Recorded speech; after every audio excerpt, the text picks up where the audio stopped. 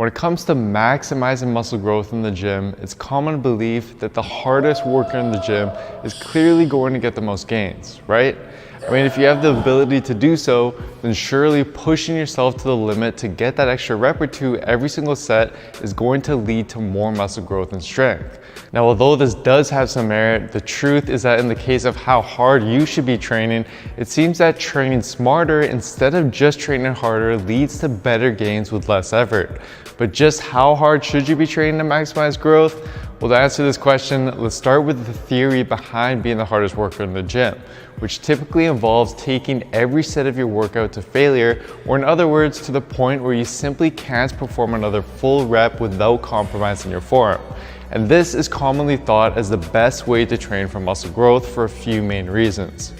First is the idea of something called mechanical tension, which we know is the main driver of muscle growth. Now, in order to maximize mechanical tension and the resulting growth from each of your sets, you need to be able to recruit as many muscle fibers in your muscles as possible during that set. And what research has shown is that as we do additional repetitions and get closer and closer to failure during a set, the more motor unit recruitment and overall muscle activation our muscle experiences. Meaning that in theory, training harder each set by going to failure would lead to more growth given the maximum motor unit recruitment and mechanical tension that it experiences. And second, similar to motor unit recruitment, muscle protein synthesis is lower when you don't train very hard in your sets as opposed to when you go to failure, which again would theoretically mean more growth when you train to failure given the importance of protein synthesis levels for growth.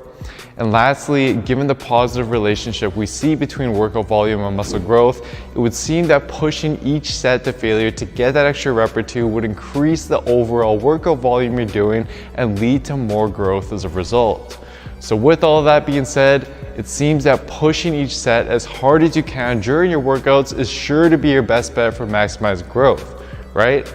Well, not so fast, because training to failure does come with a cost. Not only is it unenjoyable for most and requires a great deal of motivation to do every workout, but it's also very fatiguing on the body. In fact, research has shown that training to failure causes excessive muscle damage and extends your recovery time considerably, with subjects generally requiring roughly 24 to 48 hours longer for the performance to fully recover when they train to failure as opposed to stopping short of failure during each set, which is problematic because this delayed recovery and muscle damage can easily carry over into your next workouts for the week and as a result hinder your performance in those workouts. And research has shown that when this is done over long periods, it eventually leads to a state of overtraining, which results in a reduction in your anabolic hormones and basically just creates an environment in your body that is detrimental to building muscle. Now, although we've gone over the various benefits and potential downsides of pushing yourself to the limit and training to failure every workout,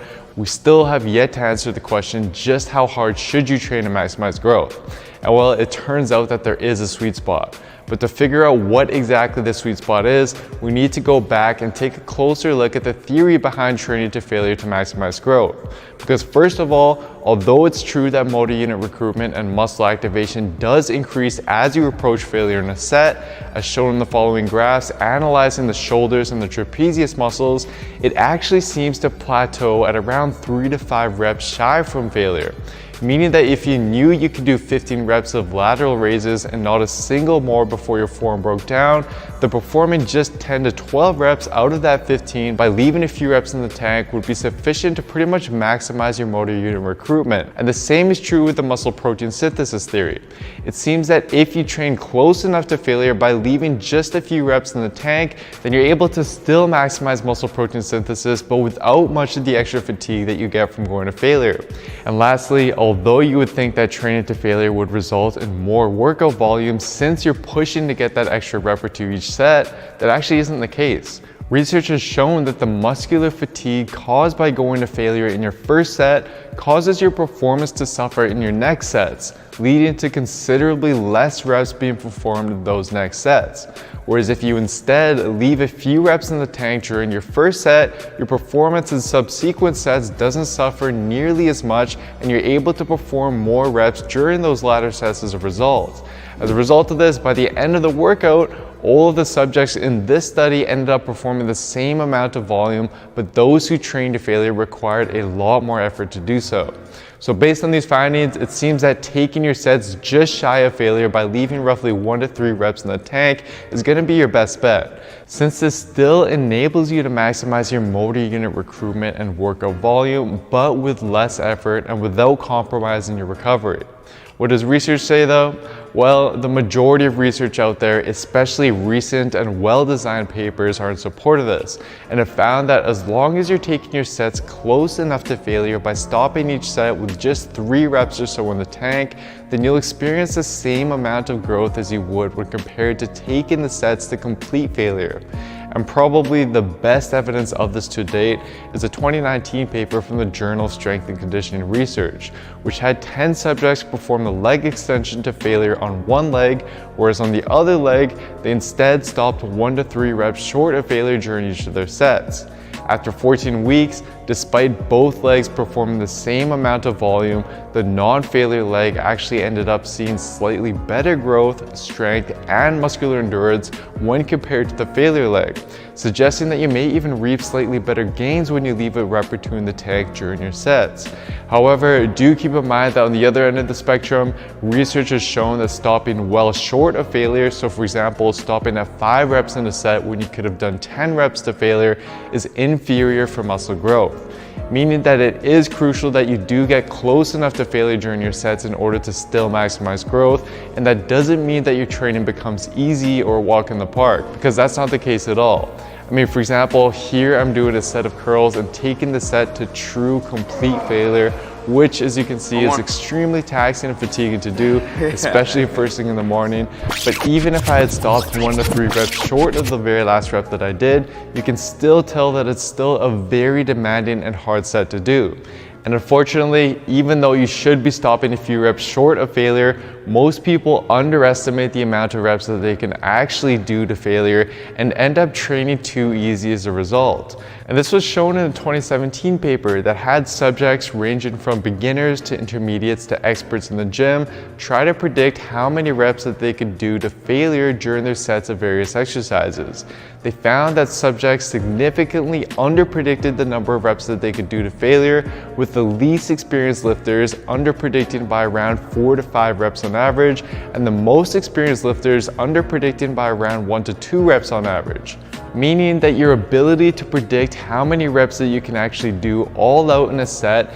improves as you gain more experience, which implies that if you're relatively new in the gym and drastically underestimating what you're capable of, this can be detrimental to your gains given the importance of pushing our sets close enough to true failure if we want to maximize growth. Aside from just gaining more experience though, one way that you can ensure that you're actually pushing hard enough during your sets for an exercise is to dedicate a day where you use a spotter and try to get as many reps as you can during each of your sets. So let's say that for the bench press, you managed to hit 10 reps, 8 reps, then 6 reps by going all out trying to get as many reps as possible each set at a certain weight. What you can do now is add these reps up together to get a total, and then divide this number by the number of sets that you did. So in this case, it would be 3. And this number then gives you a good indication of what you want to aim for next time, as it'll represent the theoretical number of reps that you'll be able to hit per set without going to complete failure. You can always adjust accordingly if that ends up being too tough or too easy, but you just want to use that number as the baseline to progress from as you get stronger and as that becomes too easy.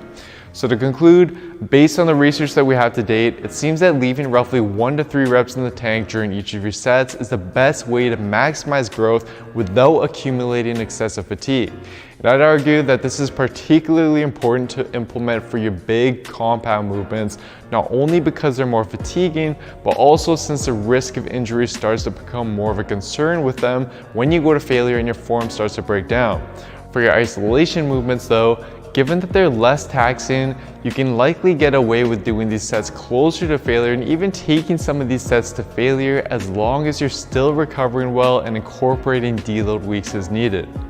But all in all, it's clear that constantly pushing for that extra rep or two isn't always a good thing, as it provides very little additional stimulation for the huge jump in fatigue that you get in return. So train hard, but if you want to see the best results in the long run, then you need to train smart as well. And for a step-by-step program that applies this and takes care of all the guesswork for you by showing you exactly how to optimally train and eat week after week in order to build muscle as efficiently as possible with science, then simply head on over to builtwithscience.com and take the analysis quiz to discover which program is best for you and where your body is currently at. Anyways guys, I hope you enjoyed this one. Please don't forget to show your support by giving the video a like, leaving a comment down below as to what you'd like to see me cover next, subscribe to the channel, and please also turn on notifications for the channel as well, as this all really does help me out. Thank you so much everyone, and see you next time.